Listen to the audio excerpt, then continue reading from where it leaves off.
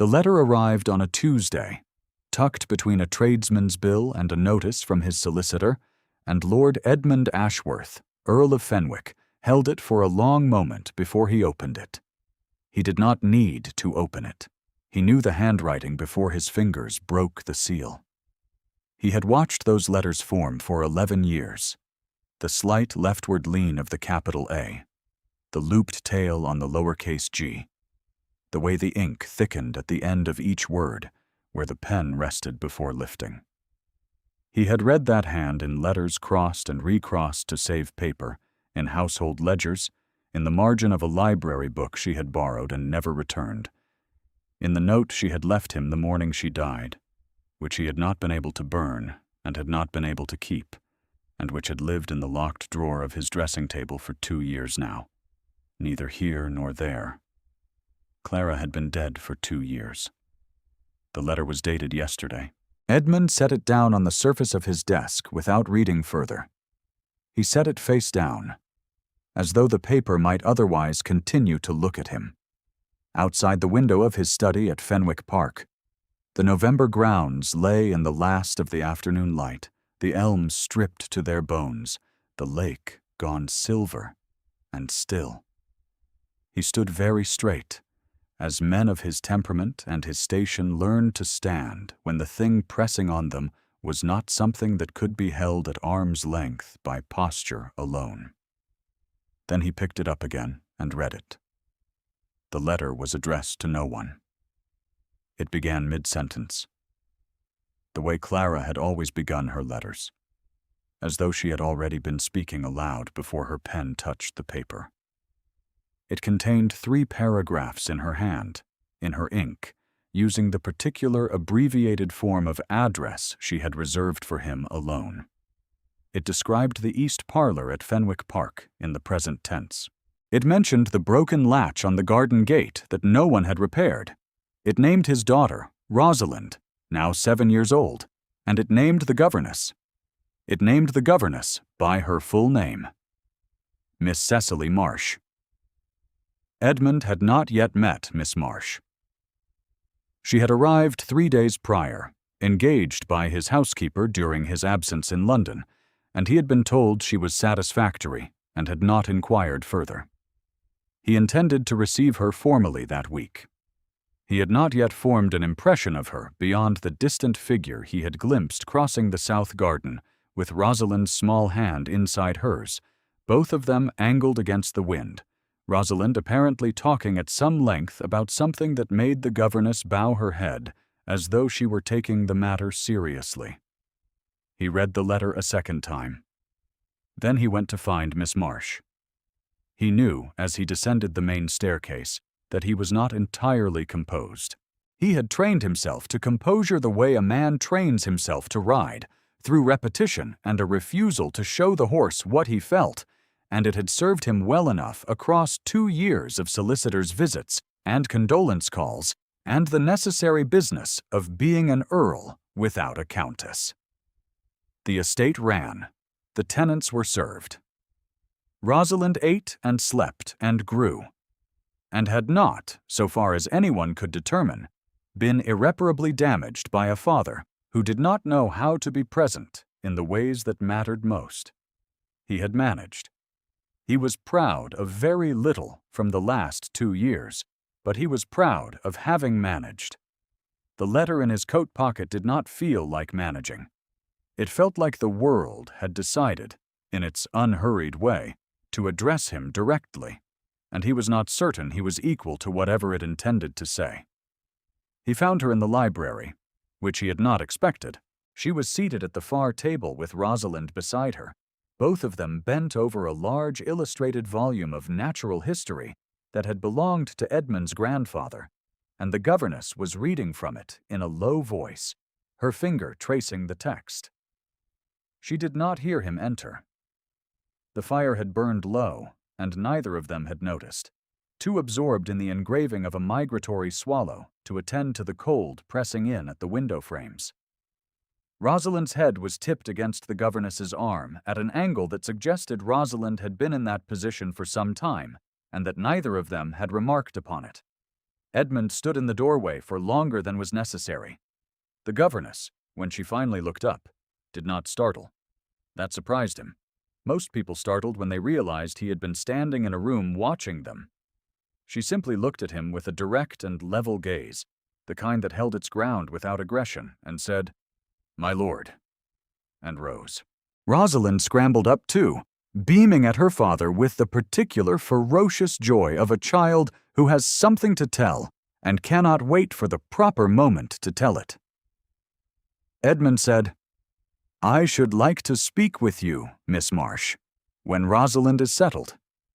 She said, "Of course, my lord." And that was all.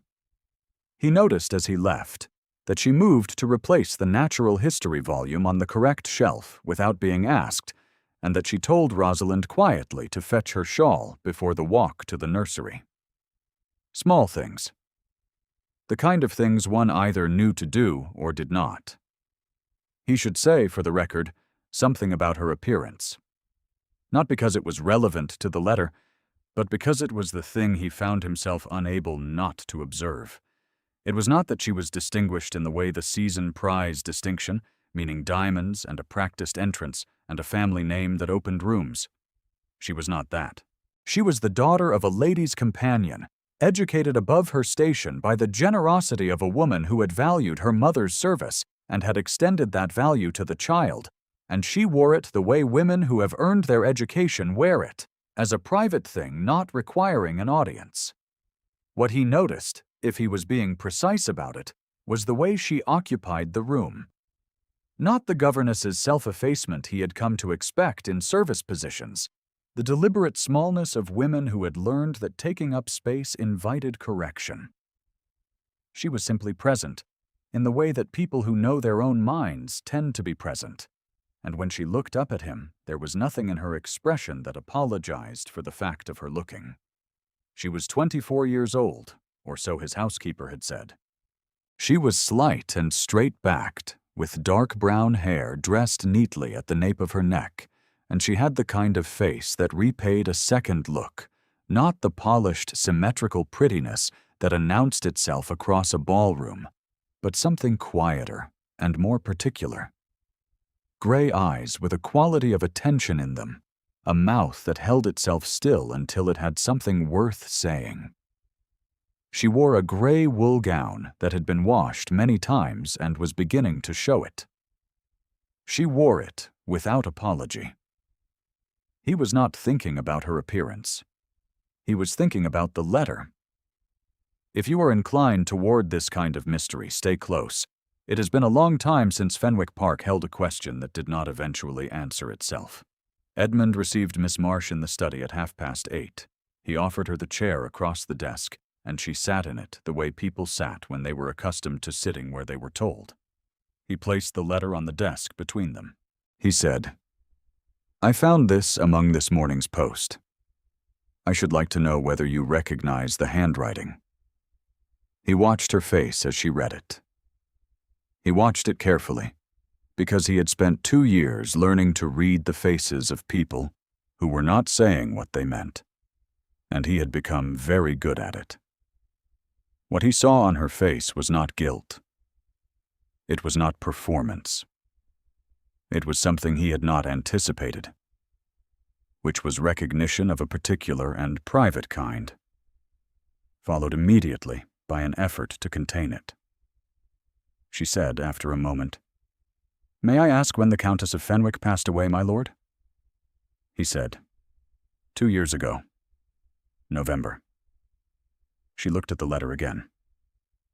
Then she set it down carefully and folded her hands in her lap and said, "The handwriting is my mother's." Edmund said nothing. He waited. Her mother had been, she explained quietly and without drama, a lady's companion. She had served for 11 years in the household of a family she did not name directly, but whom Edmund recognized at once from the particulars. The house in Bath, the winters in town, the daughter who had loved natural history and the migratory habits of birds, and who had, apparently, taught her mother's daughter to read from the same illustrated volume Edmund had seen open on his library table an hour before. Her mother had died 4 months ago. The letter, Cecily said, had been among her mother's effects. She did not know why it was dated as it was. She did not know how it had come to be in Edmund's post. She had not sent it. She had not known, until this moment, that anyone at Fenwick Park would recognize the hand. Edmund said, "What was your mother's name?" She said, "Frances Marsh." He said it again quietly to himself, turning the name over until it resolved. He searched his memory and found her there. She had been a quiet woman, sensible, who had read to Clara during the bad months, and who had sat with her through 2 nights at the end when Edmund had been unable to sit still. He had thanked her. He had paid her the proper amount, and a little more. He had not known she had a daughter. He had not known a great deal about the people around Clara, he realized, because he had been a man who did not think to ask. He said, "I am sorry for your loss." She said, "And I for yours, my lord," and meant it in a way that landed differently from the formal expressions of condolence he had been receiving for 2 years, because she had actually known Clara, had grown up in her orbit, and was the daughter of the woman who had held Clara's hand when Edmund had not been in the room. The fire had gone almost completely out. Neither of them moved to tend it. Edmund looked at the letter. He said, "Your mother kept her letters, then?" Cecily said very carefully, "My mother kept everything that mattered to her." There was a silence that was not uncomfortable, which surprised him, because silences in this room had been uncomfortable for a long time. He said, "How did you come to apply for this position?" She said, "An advertisement in the London papers, my lord." He said, "You knew whose household this was?" It was not a question. She did not pretend it was. She said, "Yes." He said nothing further. She did not attempt to fill the silence with explanation, which was either courage or calculation, and he could not yet determine which. He had found, over 2 years of receiving people into this room, that most people could not endure a silence longer than 15 seconds without speaking into it to cover themselves. She sat in silence for a full minute, without any apparent distress. He told her she might go. She rose, said good night, and left. She did not look back. Edmund sat alone in the cooling study with the letter in his hand and tried to determine what he felt about any of this. He thought about this for a long time after she left. He had interviewed 6 candidates for this position before Mrs. Beale had selected Miss Marsh without consulting him, which was the way Mrs. Beale operated, and which Edmund had long since stopped resisting. The 6 candidates had been appropriate. They had been competent, experienced, well-referenced, and had looked at him with the careful deference that women in service positions learn early and maintain scrupulously in the presence of an unmarried earl in his own house.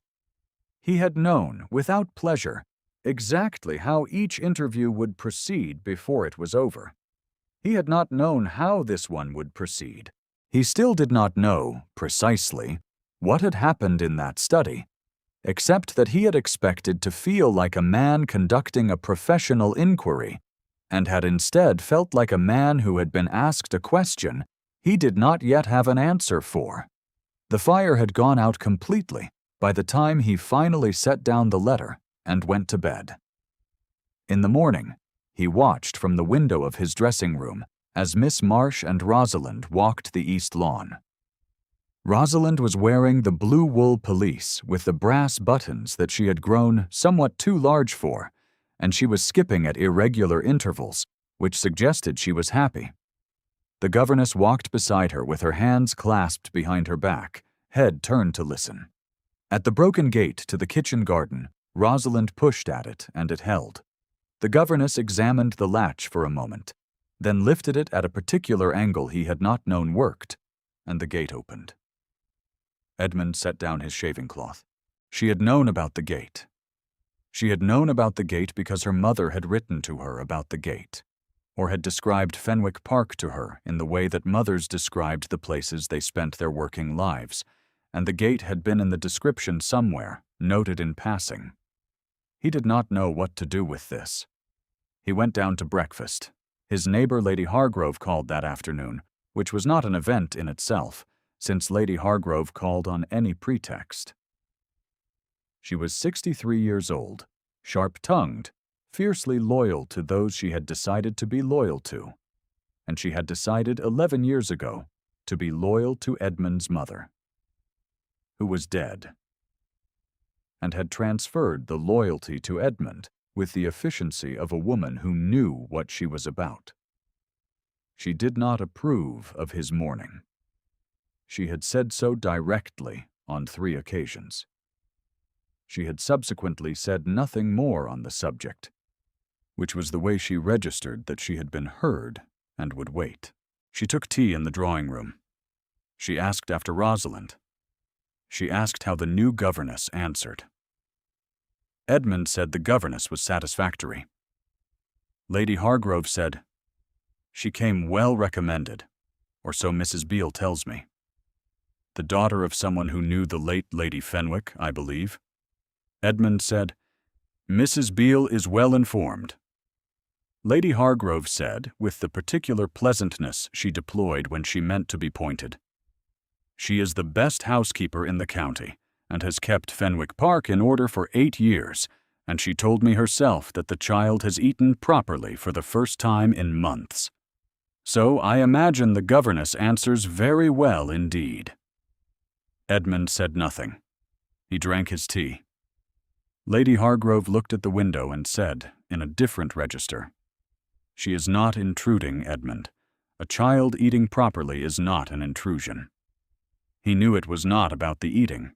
He thought about what Lady Hargrove had said for the rest of the day, which was more than he usually thought about what Lady Hargrove said, because she usually said exactly what she meant, and he agreed with it privately, and they both left it at that.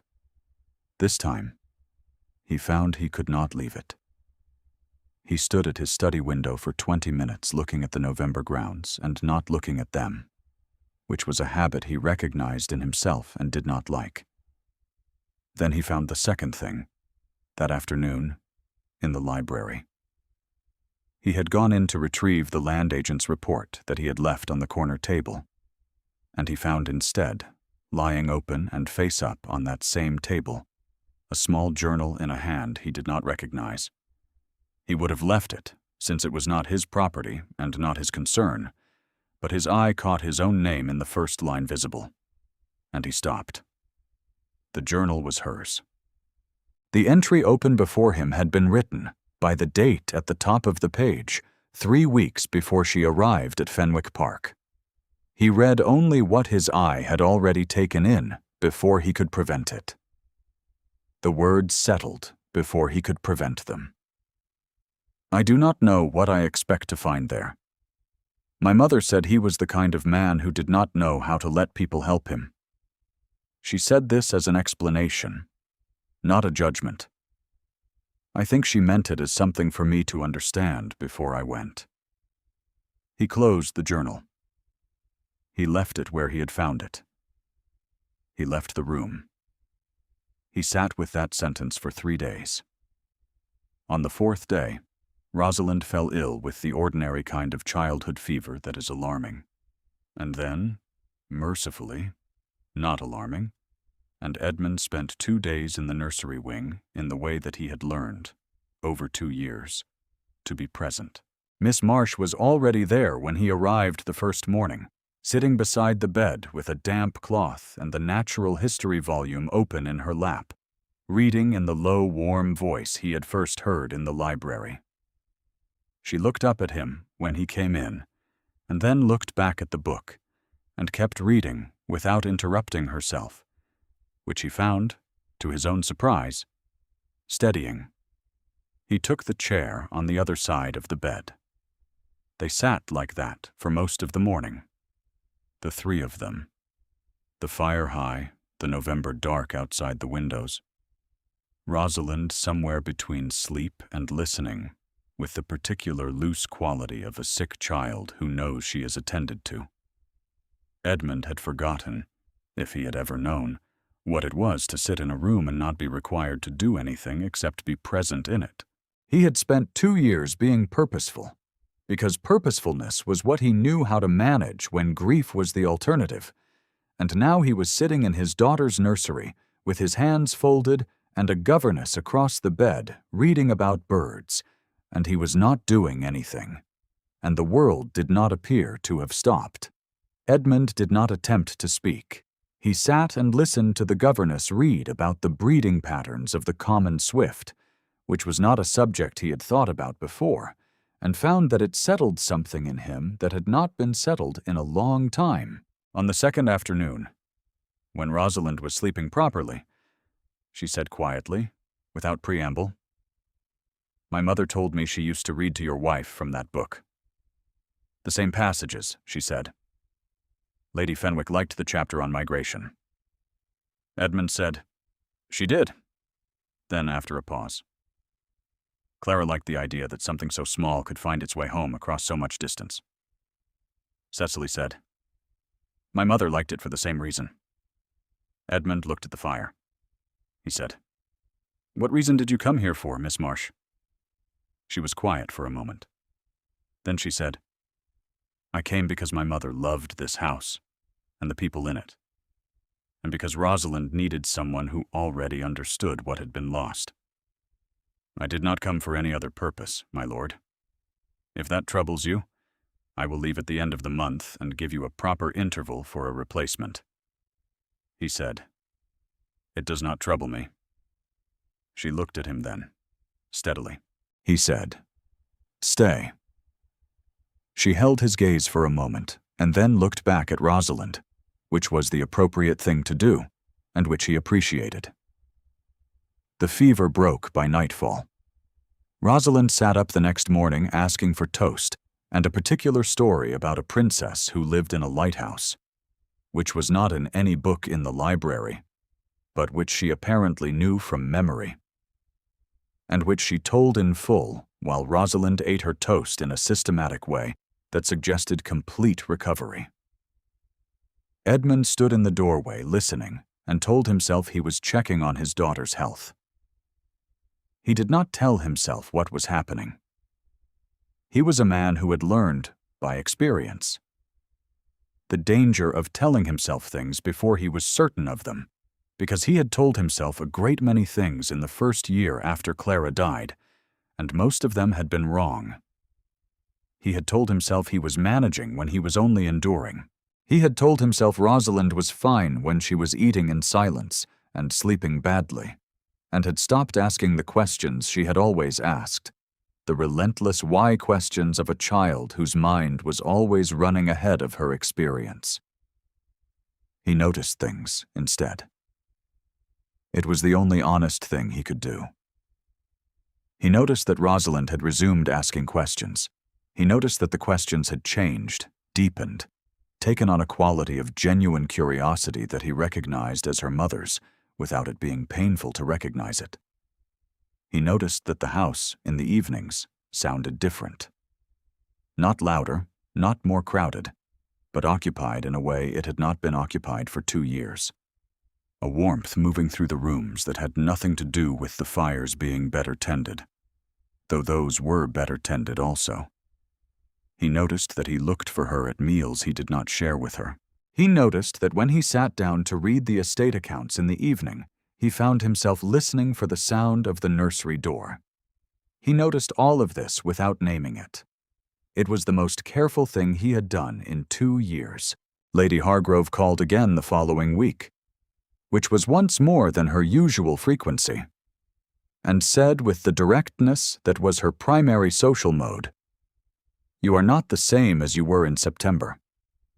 I notice these things." Edmund said, "I have been attending more to the estate." Lady Hargrove said, "You have been attending more to the governess, which is different and more interesting. Edmund said, "Lady Hargrove." She said, without any alteration in her pleasant expression, "Your late wife was my goddaughter's closest friend, and I will not pretend she was not.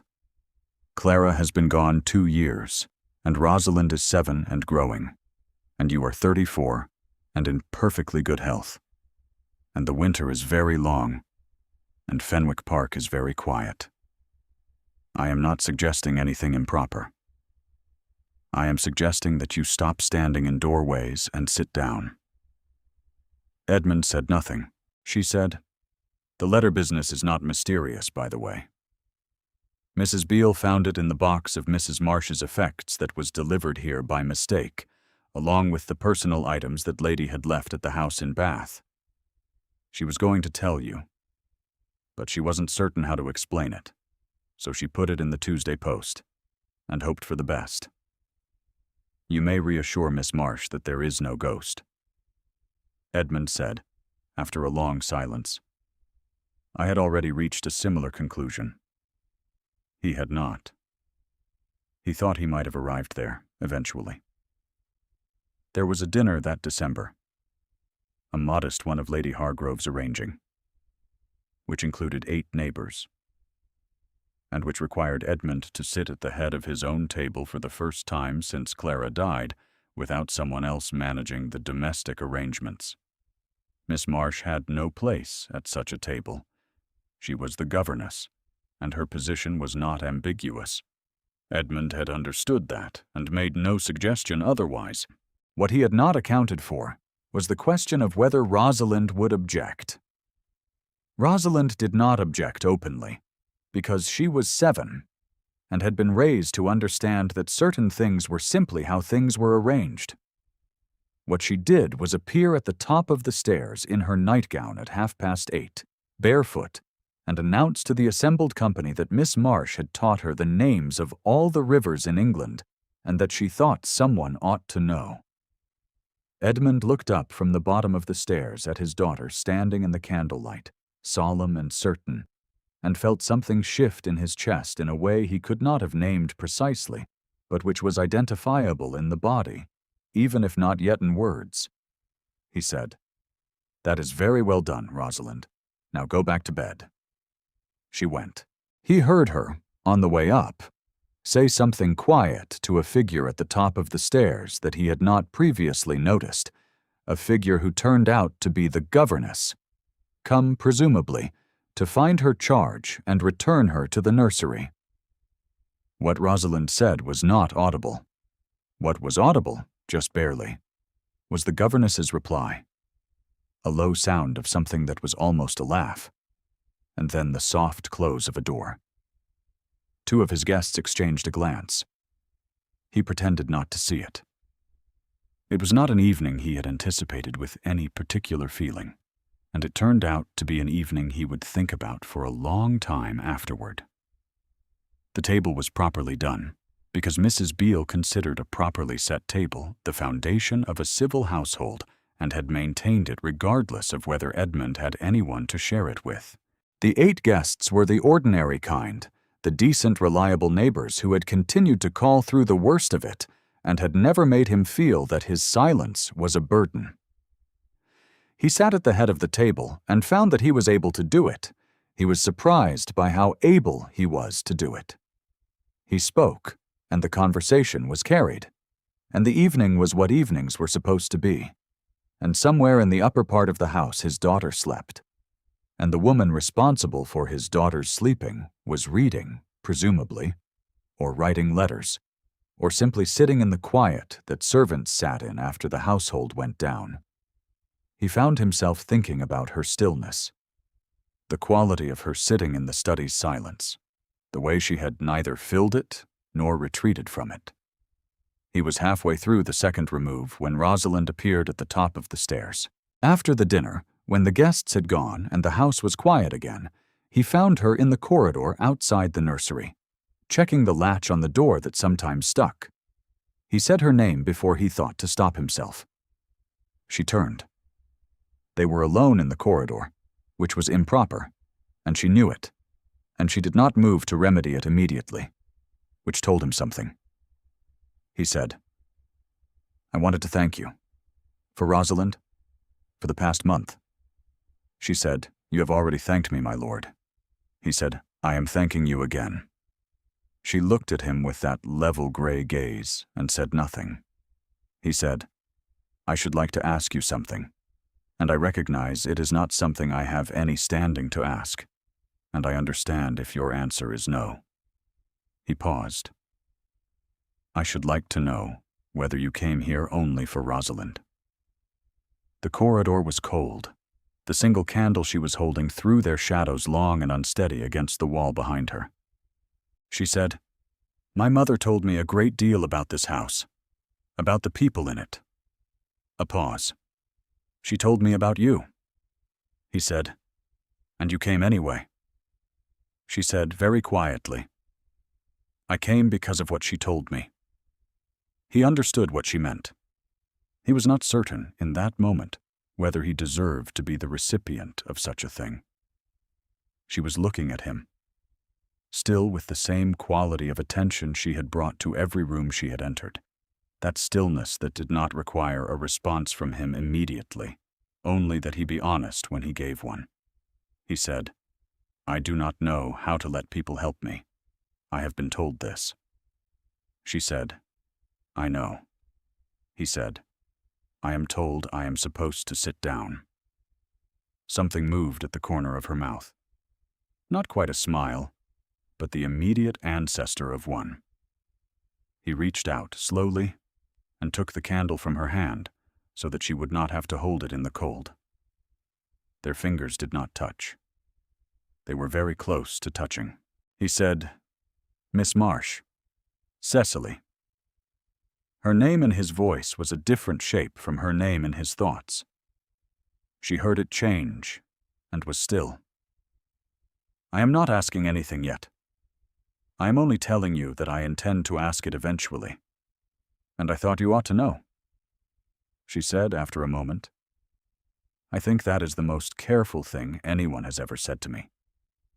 He said, "I have been told I am careful."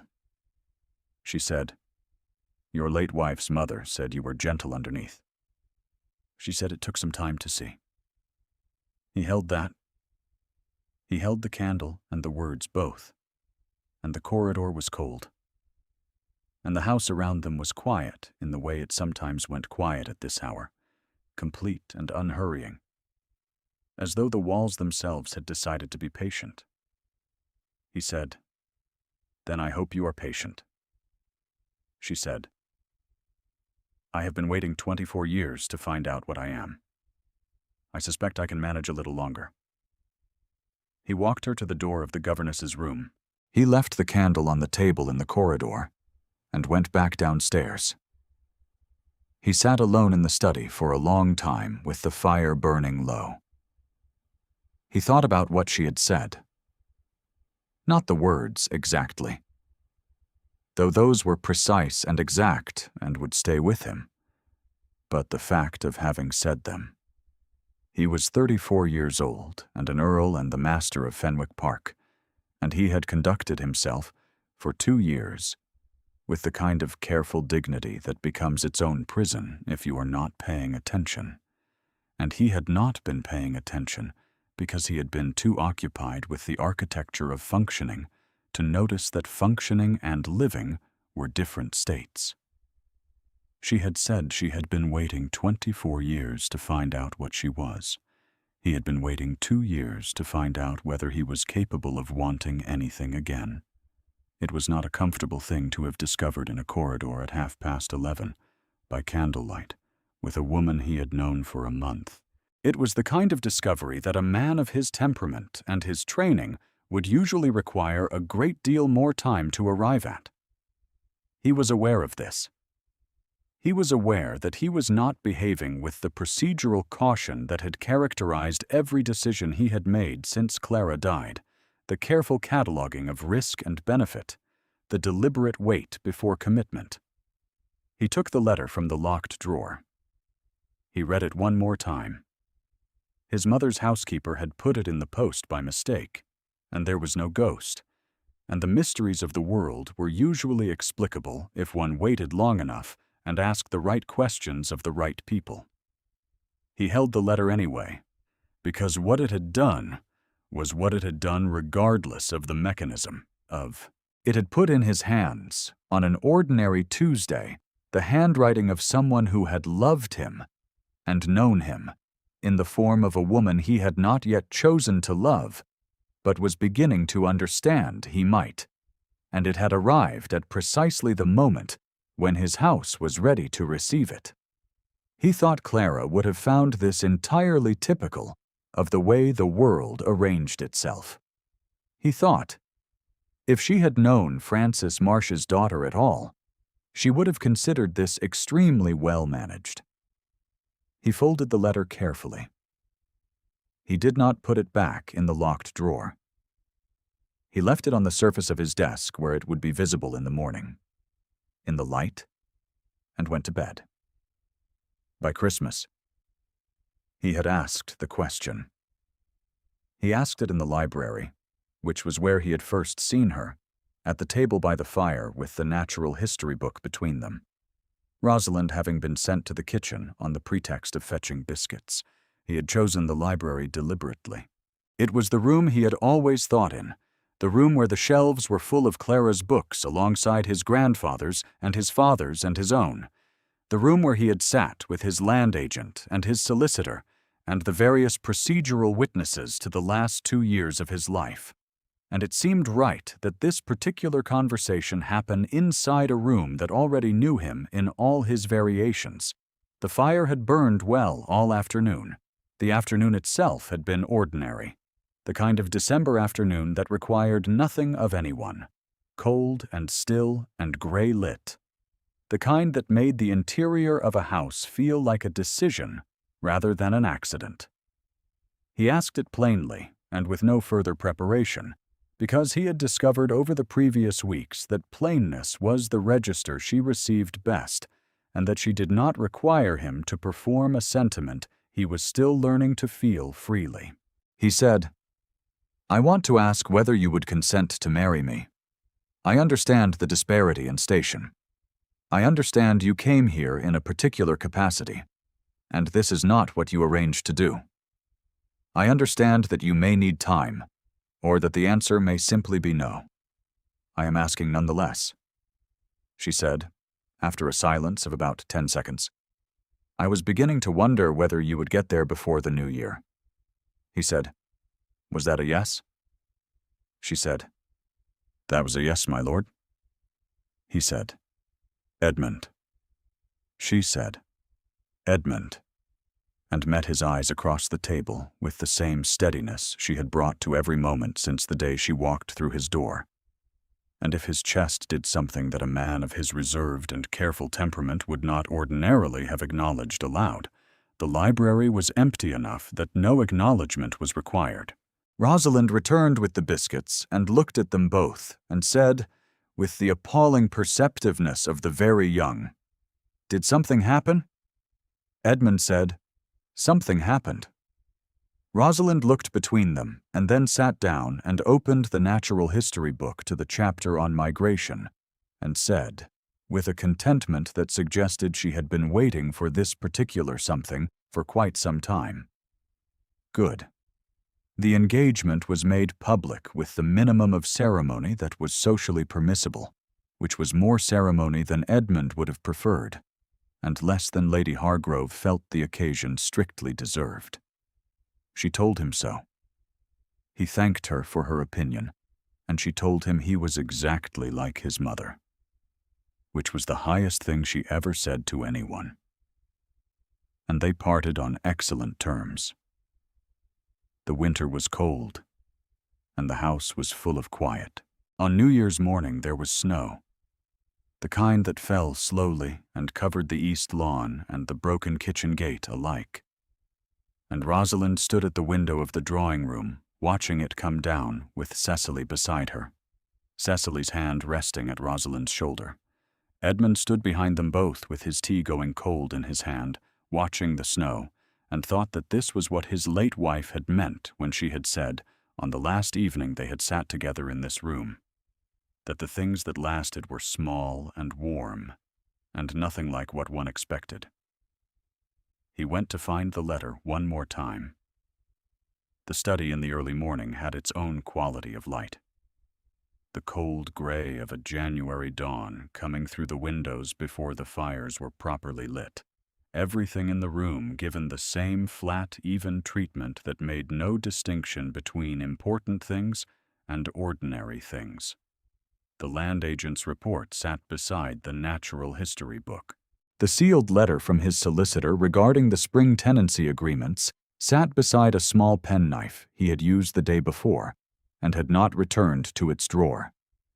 The letter was still on the desk where he had left it, the ink unchanged, the particular leftward lean of the capital A still itself in the winter morning light.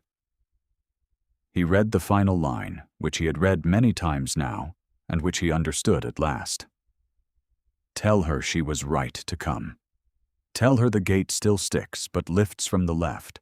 Tell her the house is ready. He had never asked Cecily what that line meant. He thought perhaps he did not need to. He folded the letter a final time and put it, not in the locked drawer, but in the book on his desk where the page marked was the chapter on migration, and he went back to the drawing room where the snow was still falling, and the fire was bright, and the house was full of the particular warm noise of people who intended to stay. If this story stayed with you, leave it in the comments. Some houses take a long time to come back to life, and it is worth knowing when one finally does.